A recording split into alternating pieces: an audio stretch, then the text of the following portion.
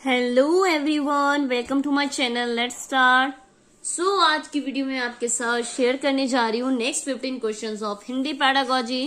Last video में हमने Hindi pedagogy के 15 क्वेश्चन सॉल्व करे थे। नाउ अब हम आज की वीडियो में आगे के 15 क्वेश्चन सॉल्व करेंगे पेपर 2021 जनवरी का सीटेट का। जी हमने लास्ट वीडियो में 2 पैराग्राफ सॉल्व करे थे एंड आज की इस वीडियो में हम MCQ सॉल्व करेंगे। भाषा सीखने सिखाने की प्रक्रिया को रोचक और सौदेश्यपूर्ण बनाने में सर्वाधिक प्रभावित है। ये जो भाषा है, लैंग्वेज है, कहीं ना कहीं सीखने और सिखाने की ये जो प्रक्रिया है उसमें काफी रोचक और सौदेश्यपूर्ण बनाने में क्या है, सर्वाधिक काफी प्रभाव डालती है। तो कहानी कविता की पंक्तियां देखकर लिखना, टीवी धारावाहिकों के नाम लिखना, कक्षा के प्रिंट, समृद्ध परिवेश का उपयोग या पाठ्य पुस्तक के अभ्यास। Which one is most suitable? बताइए कौन सी चीज भाषा सीखने सिखाने की प्रक्रिया का काफी रोचक और सौदेश्यपूर्ण बनाने में सर्वाधिक प्रभावी है? कौन सी चीज काफी हेल्पफुल है सीखने, अगर आप लैंग्वेज सीखने या सिखाने के लिए कर रहे हो? तो जल्दी से बताएंगे कौन सा आंसर करेक्ट होगा, A, B, C या D, कमेंट में सेक्शन में।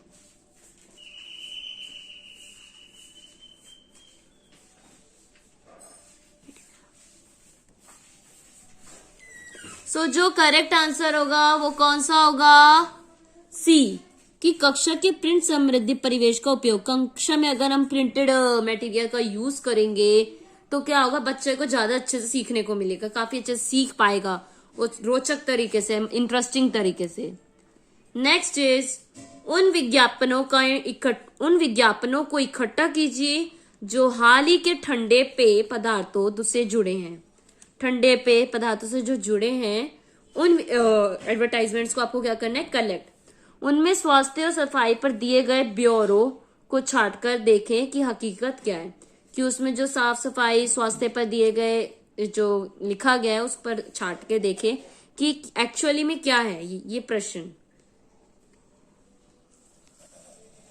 तो ये जो प्रश्न पूछा जा रहा है बच्चों से कि आपको एक काम करना है, विज्ञापनों को कलेक्ट करना है, तो ये क्या है, बच्चों को ठंडे पे पानी की प्रेरणा देता है कि ठंडा पानी पियो, या बाहर की दुनिया को अत्यधिक महत्व देता है कि बाहर की दुनिया के बारे में ज्यादा जान पाएगा, उसकी इंपॉर्टेंस जान पाएगा, या बाहर की दुनिया और कक्षा को जोड़ता है, या बच्चों के लिए बहुत ही जटिल है, इंपॉर्टेंट है। तो अगर आप इस तरह का काम बच्चे को दे रहे हो कि विज्ञापन में से कलेक्ट करो, तो क्या कर रहे हो आप बच्चों को? जल्दी से बताएंगे कौन सा आंसर करेक्ट है, A, B, C या D? जो करेक्ट है वो है कि आप क्या कर रहे हो, बच्चों को ठंडे पे पीने की प्रेरणा देते हैं। नहीं, ठंडा पानी तो वैसे ही नहीं पीना चाहिए, कहीं ना कहीं वो हमारी हेल्थ के लिए अच्छा नहीं होता। बाहर की दुनिया का अत्यधिक महत्व दे रहे हो? नहीं। या बाहर की दुनिया कक्षा को जोड़ता है? हाँ, कहीं ना कहीं हम दोनों चीजों को क्या कर रहे हैं, जोड़ रहे हैं। और इससे क्या होता है, लर्निंग काफी इंटरेस्टिंग बनती है, बच्चा काफी इंटरेस्टिंग वे में सीख पाता है अगर क्लास में टीचर क्लास का वर्क एंड उसकी रियल लाइफ से कुछ जोड़ती है। बच्चों के लिए बहुत जटिल है तो ये तो बात ही नहीं है। तो जो सुटेबल उसने बोला है, सबसे उपयुक्त आंसर को चूज करें जो सबसे बेस्ट हो। तो जो सबसे बेस्ट है वो है कि बाहर की दुनिया और कक्षा को जोड़ता है। नेक्स्ट इज उच्च प्राथमिक स्तर पर भाषा शिक्षण का एक अत्यंत महत्वपूर्ण उद्देश्य है। जो उच्च प्राथमिक स्तर है उस पे भाषा का क्या, उच्च प्राथमिक स्तर पर भाषा शिक्षण का जो एक अत्यंत महत्वपूर्ण उद्देश्य क्या है, कि हम भाषा बच्चों को सिखा रहे हैं, उसका मेन उद्देश्य क्या है? समस्त हिंदी साहित्यकारों से परिचित कराना, समस्त हिंदी साहित्यकारों से परिचित कराना, व्याकरण के नियम सिखाना व प्रयोग करना, या विभिन्न कार्य क्षेत्रों से जुड़ी प्रयुक्तियों से परिचित कराना।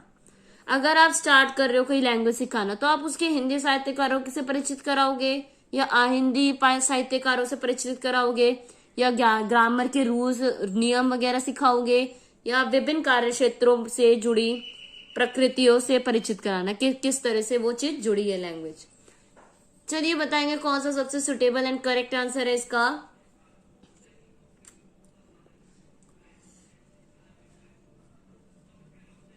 जो करेक्ट आंसर है वो है समस्त हिंदी साहित्य से परिचित कराना हो ही नहीं सकता। आप लैंग्वेज सिखाने जा रहे हो तो डायरेक्ट परिचित करा दोगे नहीं, और ना ही हिंदी साहित्यकारों से परिचित कराओगे।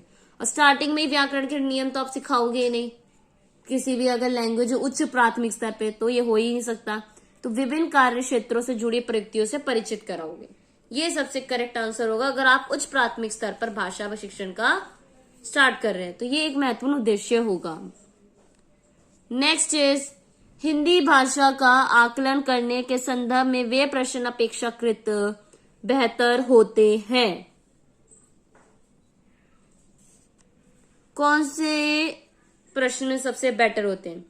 जिनके उत्तर जटिल व दीर्घ होते हैं, जिनके उत्तर तयशुदा होते हैं, जो बच्चे की कल्पना सृजनशीलता को बढ़ाते हैं, जो बच्चों को सुंदर लेखन के लिए प्रेरित करते हैं।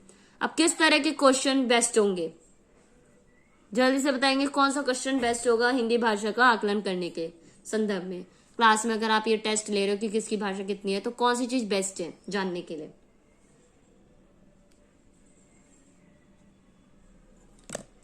जैसा कि ये फर्स्ट आंसर दे दिया, जिनके उत्तर जटिल व दीर्घ होते हैं, तो नहीं। जो फिक्स आंसर हो गया उसमें तो बच्चा रट्टा मार लेगा, उसमें बच्चे की लर्निंग नहीं हो रही, जैसा टीचर ने लिखवाया है सेम एज इट इज वो बोल दे रहे हैं, नो। तो इसमें सबसे आकलन बेस्ट नहीं हो पाएगा। जिनका उत्तर तयशुदा हो, तयशुदा मतलब कन्फर्म हो कि यही आंसर आना है, तो वो भी एक अच्छी लर्निंग नहीं है, भाषा का आकलन करने में अच्छा असेसमेंट नहीं है। बच्चों की कल्पना और सृजनशीलता को बढ़ावा देते हैं, मतलब बच्चा सोच के खुद से इमेजिन करे, उसके अकॉर्डिंग आंसर करे। कहीं ना कहीं ये स्विच होगा कि अगर आप आकलन कर रहे हो तो वो किसके थ्रू करोगे कि बच्चा किस तरह से सोचता है, किस तरह से डिसीजन लेता है, क्या क्या बोलता है, किस चीज को किस तरह से समझ पाता है। तो कहीं ना कहीं ये करेक्ट होगा।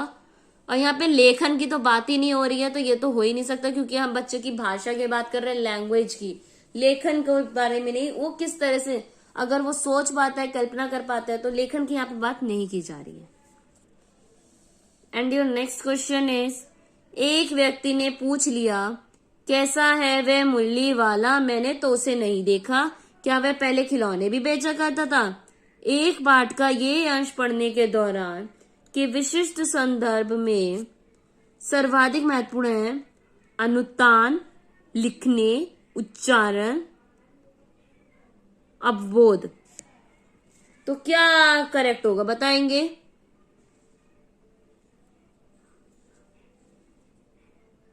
लिखने में भी नहीं हो रहा, ना ही उच्चारण में हो रहा, ना ही अवबोध में। तो जो करेक्ट आंसर है वो है अनुतान।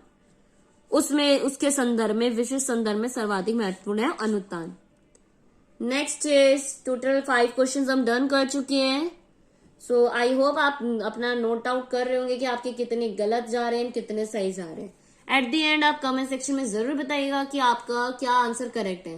एंड 1 बाय 1 जो क्वेश्चन हम डिस्कस कर रहे हैं उसके आंसर भी कमेंट में बताइए, ताकि आपको आइडिया रहेगा कि आपका कौन सा आंसर करेक्ट है। उच्च प्राथमिक स्तर पर बच्चों की सृजनात्मक अभिव्यक्ति की दृष्टि से कौन सा प्रश्न सर्वाधिक प्रभाविक है? उच्च प्राथमिक स्तर की बात हो रही है, तो बच्चों की सृजनात्मक अभिव्यक्ति की दृष्टि से कौन सा प्रश्न सही होगा, प्रभावी होगा? लेखक खान पान में बदलाव को लेकर चिंतित क्यों है? घर में पाचित करके घर में बनने वाले पकवानों के बनने की प्रक्रिया बताइए। खान पान के मामले में स्थानीयता का क्या अर्थ है? खान पान में बदलाव के कौन से फायदे हैं? जल्दी से बताएंगे। उच्च प्राथमिक स्तर पर बच्चों को आपको किस तरह का क्वेश्चन देंगे, जल्दी से बताएंगे।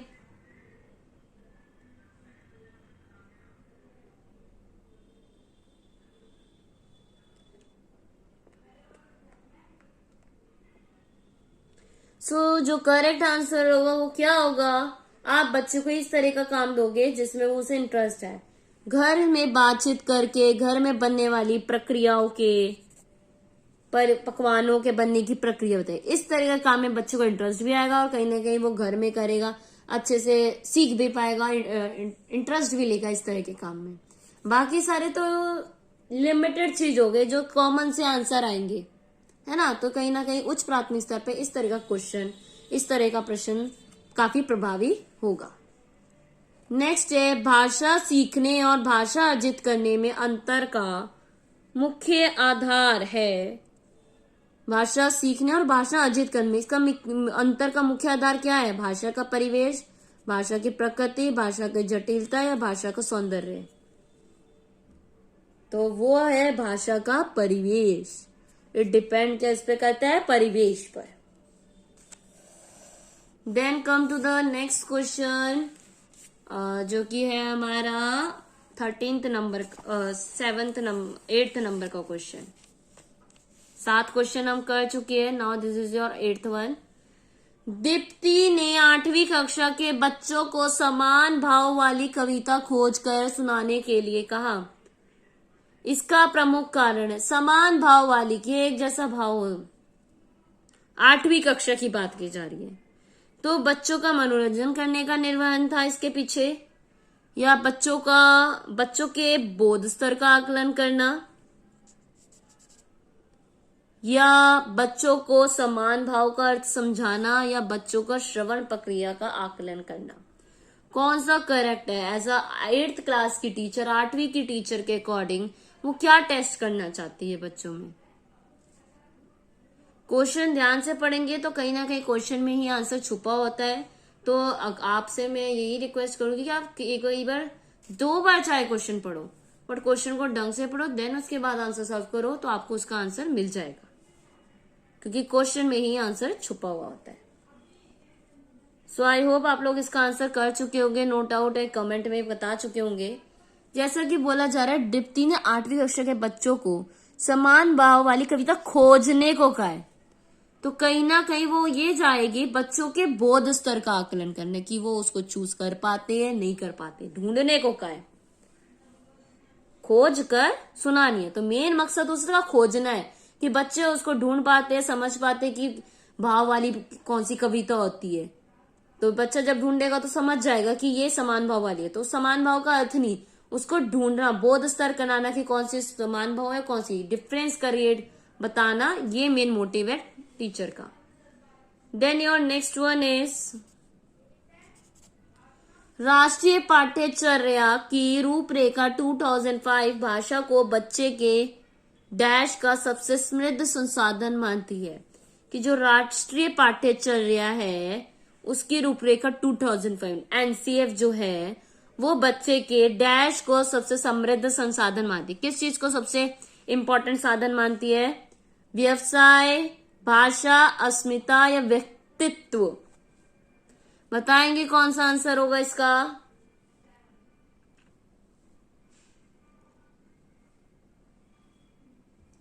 सो जल्दी से बताएंगे इसका करेक्ट आंसर क्या होगा। तो जो सबसे इंपॉर्टेंट है वो है व्यक्तित्व। क्या है? व्यक्तित्व को सबसे समृद्ध संसाधन मानती है। व्यक्तित्व है, उसके बाद ही भाषा है, उसके बाद ही सारी चीजें हैं। नेक्स्ट इज इनमें से कौन सा शब्दकोश में सबसे पहले आएगा? शब्दकोश में जैसे अल्फाबेटिकल ऑर्डर करते हैं ना, उसमें सबसे पहले कौन सा आएगा? तो आप ये देखो, सबसे पहले छोटी की मात्रा आती है। छोटी की मात्रा आती है तो ये बड़ी मात्रा वाला वर्ड तो कट जाता है अपने आप में, है ना। तो उसके बाद क्या आता है? सी से सब सारे वर्ड सी से स्टार्ट है। यहाँ पे है र, अदम, और इधर ल। आप बताइए जो वर्णमाला होती है क ख ग की, उसमें सबसे पहले क्या आता है?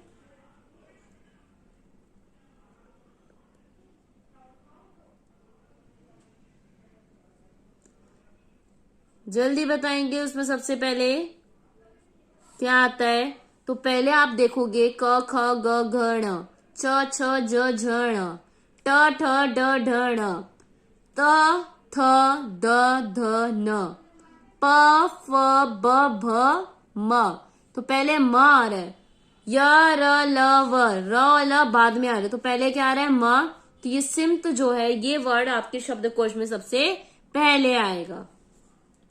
नेक्स्ट क्वेश्चन, कक्षा 6 में कविता शिक्षण के दौरान डैश सर्वाधिक महत्वपूर्ण है। अगर आप कविता पढ़ा रहे हो तो उसके दौरान क्या सबसे ज्यादा इंपॉर्टेंट है? भिन्न भिन्न समास, भिन्न भिन्न छंद, भिन्न भिन्न शब्द प्रयोग या भिन्न भिन्न भाव भूमि। आप कोई पोयम पढ़ा रहे हो, कविता, कक्षा कौन सी है, 6th क्लास को, तो क्या सबसे इंपॉर्टेंट होता है अगर आप एक पोयम बच्चे को पढ़ा रहे हो? तो जो सबसे इंपॉर्टेंट होता है, बताइए आपके अकॉर्डिंग कौन सी चीज है जो सबसे इंपॉर्टेंट है?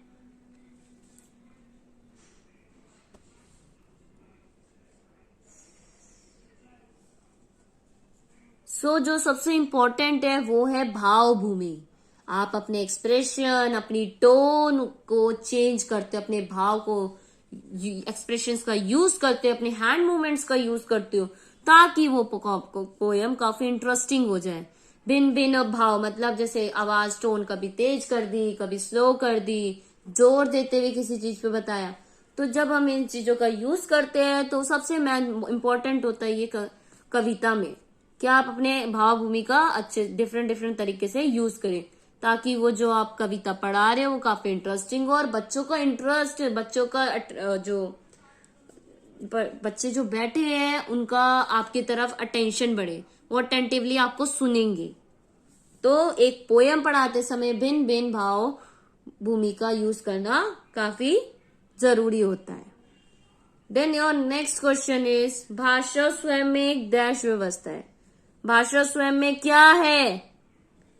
नियमबद्ध है, तार्किक है, सरल है या जटिल है? बताइए भाषा क्या है अपने आप में?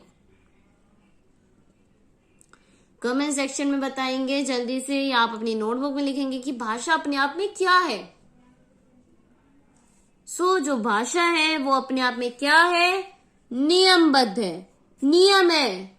जो भाषा है एक नियमबद्ध है कि हम उसको उसी तरह से यूज करते हैं, जिस जगह पे जिस चीज की, जिन वर्ड्स की, जिन शब्दों की जरूरत होती है हम उनका यूज करेंगे।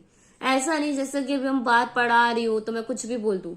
भाषा एक नियमबद्ध होती है, अगर उसी के अंदर हम चलेंगे तभी सामने वाला, हमारी सेकंड पर्सन जो भी है वो हमारी बातों को समझ पाएगा। जैसे कि अब आप मेरी वीडियो देख रहे हो तो आप मेरी पॉइंट्स को, मेरी बातों को समझ पा रहे हो, क्योंकि हमें भाषा को क्या करूँ, एक नियमबद्ध व्यवस्था में ही यूज कर रही हूँ। तो भाषा क्या है? अपने आप में एक नियमबद्ध व्यवस्था है। नेक्स्ट क्वेश्चन इज, एक मिनट होल्ड ऑन। नेक्स्ट है, नाटक और एकांकी पढ़ने पढ़ाने के दौरान सर्वाधिक महत्वपूर्ण है। नाटक या एकांकी जो भी हम पढ़ रहे हैं उसकी में सबसे इंपॉर्टेंट क्या है? मौन पठन, संवाद अदायगी, उच्चारणगत शुद्धता या नाटक के शास्त्रीय तत्व? सबसे इंपॉर्टेंट क्या है? मौन पठन इट्स नॉट इम्पॉर्टेंट, उच्चारण शुद्धता भी ये नहीं है, हम शांति से ही पढ़ सकते हैं। नाटक के शास्त्रीय तत्व ये सबसे इंपॉर्टेंट, जो सबसे इंपॉर्टेंट है वो है संवाद अदायगी। क्या इंपॉर्टेंट है? संवाद अदायगी, कि जो लिखा जा रहा है उसे समझ आना चाहिए। नेक्स्ट इज, कक्षा 8 के लिए साहित्य का चयन करते समय आप किस तत्व का सर्वाधिक महत्व देंगे? अगर आप बच्चों के लिए क्या कर रहे हो, कक्षा 8 के लिए बुक सिलेक्ट, साहित्य सिलेक्ट कर रहे हो, चूज कर रहे हो, तो किन बातों को आप माइंड में रखोगे? रहस्य रोमांच, पशु पक्षी, परी कथा या राजा रानी? अब बात कौन सी क्लास की हो रही है पहले ये देख लीजिए, 8th क्लास की बात हो रही है। तो अब 8th क्लास के अकॉर्डिंग आप क्या चूज करेंगे बताइए?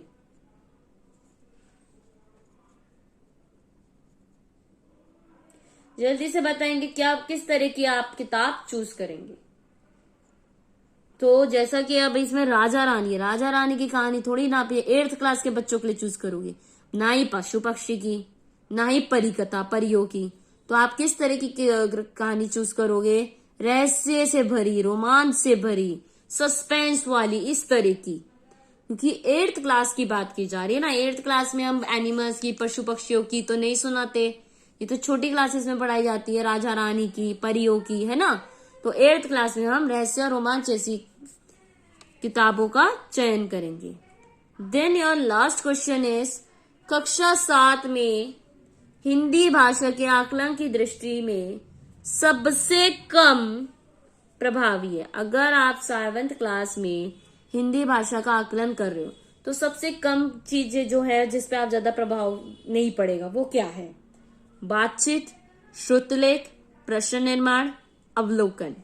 अब 8th क्लास में कर रहे हो आप असेसमेंट, चेक कर रहे हो कि बच्चा हिंदी भाषा को ठीक से सीख पा रहा है, नहीं कर पा रहा, तो इनमें से कौन सी चीजें जिसका आप यूज नहीं करोगे ये चेक करने के लिए 8th क्लास में।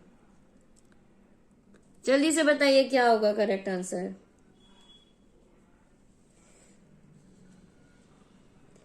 जैसा कि आपको ए पार्ट में दिया है बातचीत। अब बच्चे से बातचीत करेंगे तो भी तो जानेंगे कि वो अपनी बातों को अच्छे से रख पा रहा है, उस भाषा का यूज कर पा रहा है कि नहीं। तो कहीं ना कहीं इससे तो हमें पता चलेगा ना कि उस आकलन करने में मदद मिलेगी। प्रश्न निर्माण, प्रश्न निर्माण की हाँ वो प्रश्न बना पाता है, नहीं कर पाता, उसके आंसर कैसे देता है, किस तरह से क्वेश्चन को बनाता है, तो कहीं ना कहीं इससे भी हम उसका आकलन कर सकते हैं, एसेस कर सकते हैं कि बच्चा कर पा रहा है, नहीं कर पा रहा। अवलोकन, अवलोकन भी कर सकते हैं इसके थ्रू भी। बट जो श्रुतलेख है ये हम अपनी 7th क्लास के बच्चे के लिए श्रुतलेख का यूज नहीं करेंगे आकलन करने के लिए कि उसको हिंदी भाषा आई है नहीं आई है, तो श्रुतलेख तो नहीं करेंगे। श्रुतलेख अगर छोटी क्लासेस का होता तो एक बार को हम कहते हैं, बट 7th क्लास में हम श्रुतलेख का यूज नहीं कर देंगे। तो कई बार ये क्वेश्चंस आ जाते क्लास से रिलेटेड कि इस क्लास में आप किस तरह का मेथड या किस तरह की चीज यूज करोगे, तो क्लास में भी ध्यान रखा करें कि कौन सी क्लास की बात हो रही है, उसके अकॉर्डिंग आप चूज करेंगे। ठीक है, सो यहाँ पे हमारे 15 क्वेश्चंस डन होते हैं। आई होप आप लोगों ने काफी हद तक सही आंसर करे होंगे। अगर आपके जितने भी मार्क्स हैं, आप पहले तो मुझे कमेंट में बताएंगे आपके आउट ऑफ 15 कितने मार्क्स आप बनते हैं, 15 में से कितने। कम से कम 12+ तो आपके होने चाहिए। अगर आपके उससे कम बनते हैं तो you need to do more practice, आपको और ध्यान से क्वेश्चन को पढ़ने की जरूरत है। ठीक है, तो आप बताइएगा कमेंट सेक्शन में कि आपके कितने मार्क्स बनते हैं 15 में से। सो आई होप ये जितने क्वेश्चन हमने यहाँ डिस्कस करे आपको अच्छे लगे होंगे, समझ आए होंगे और आपको हेल्प मिली होगी। अगर अच्छी लगी हो तो वीडियो को लाइक कर दीजिएगा, शेयर कर दीजिएगा, और टीचर्स से जो बनना चाहते हैं, जो सीटेट की तैयारी कर रहे हैं या अदर टीचिंग एग्जाम की हो गए, DSSB, KVS, PAT, हिंदी तो कहीं ना कहीं हर एक में इम्पोर्टेंट है, तो आप उनके भी शेयर कर सकते हो ताकि उनको हेल्प मिले।